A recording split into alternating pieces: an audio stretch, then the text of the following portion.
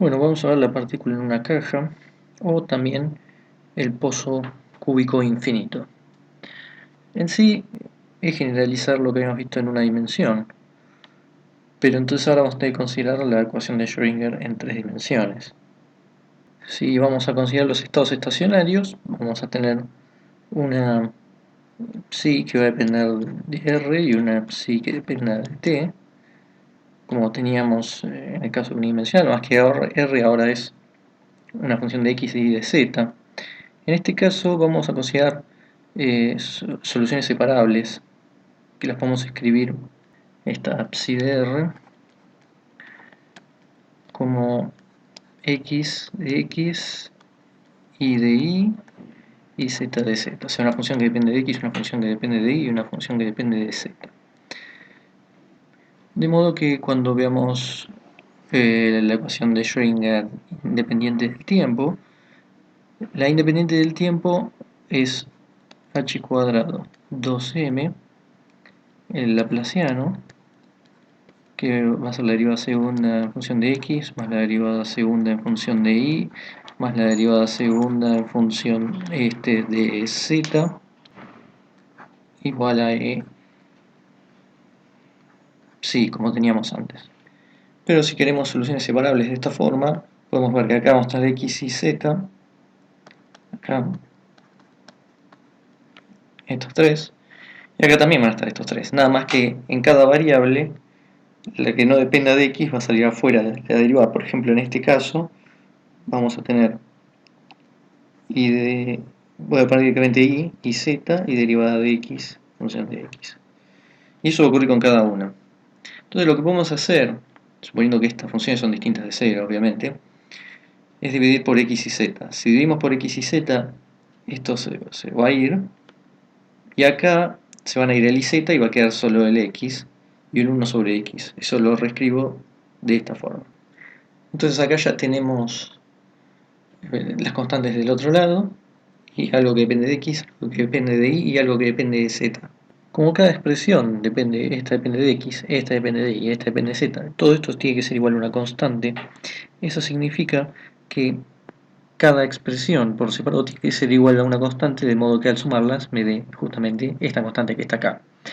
Por lo tanto, eso lo podemos escribir diciendo que esto, por ejemplo, tiene que ser igual a una constante k, se va a llamar kx al cuadrado, después se va a justificar por qué se llama así.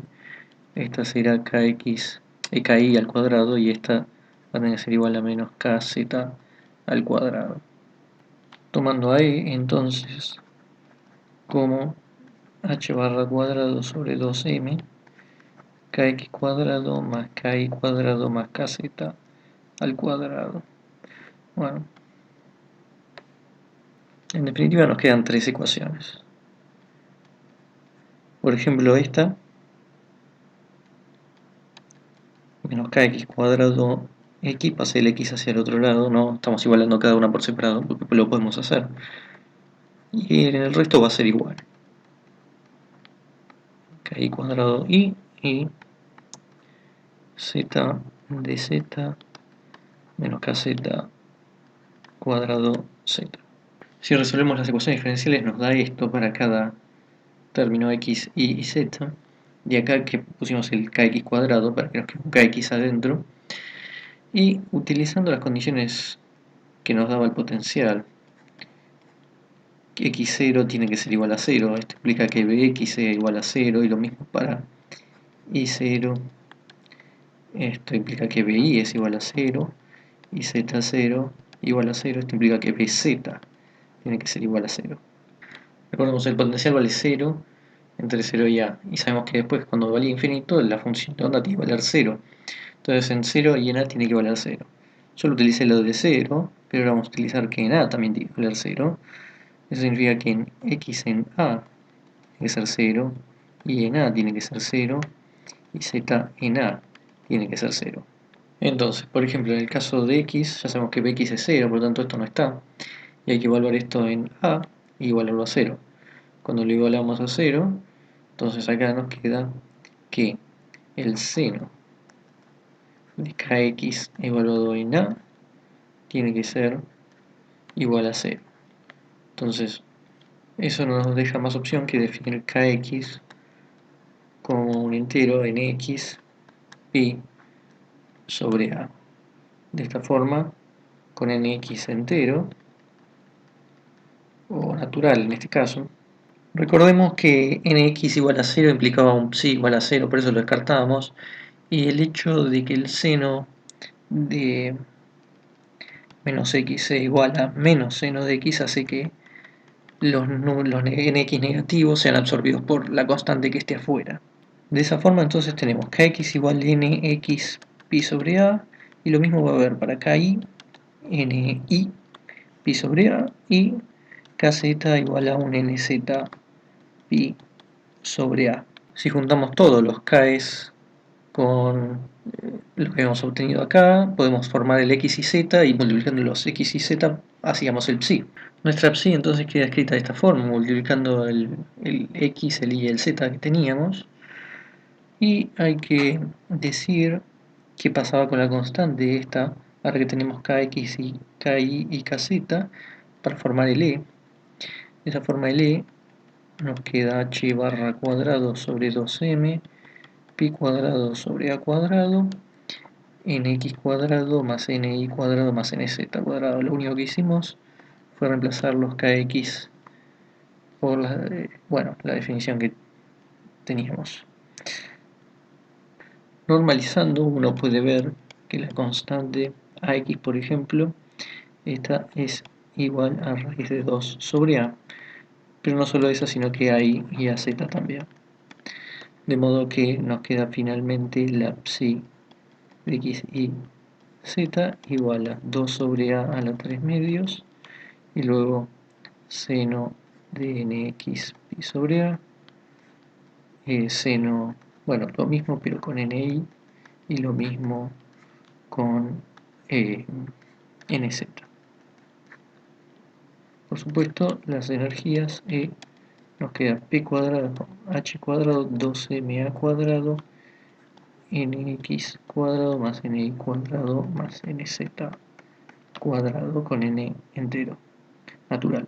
Bueno, ahora vamos a ver las relaciones que hay entre los n's y la suma al cuadrado de los n's, porque las energías tenemos la constante por los nx al cuadrado más ni al cuadrado más nz al cuadrado. Cada una podemos tomarla como un autovalor o asociado al autovalor de x, de y, de z por separado. Y estos son los números naturales que le asignábamos al seno. Si le asignamos 1 a cada uno, esto nos da 3.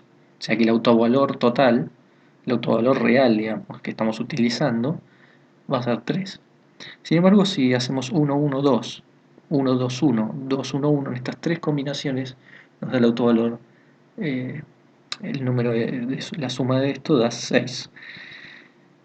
Otras combinaciones posibles, por ejemplo 1, 1, 3, 1, 3, 1 o 3, 1, 1, va a dar 11.